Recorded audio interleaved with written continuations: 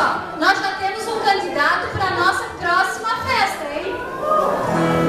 É o Luizinho, lá de Jaraguá, né, Luiz? Só que assim, ó, o grupo está se convidando aqui já para a próxima festa, ó. Mas ele falou comigo o seguinte: mais alguém está com vontade de sediar a próxima festa, né? Se tiver mais alguém que também ficou com vontade, então vamos conversar. Senão ele também está disposto, desde que tenha colaboração da família, né?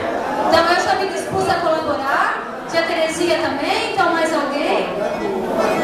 E aí dou-lhe uma, dou-lhe duas, mais alguém?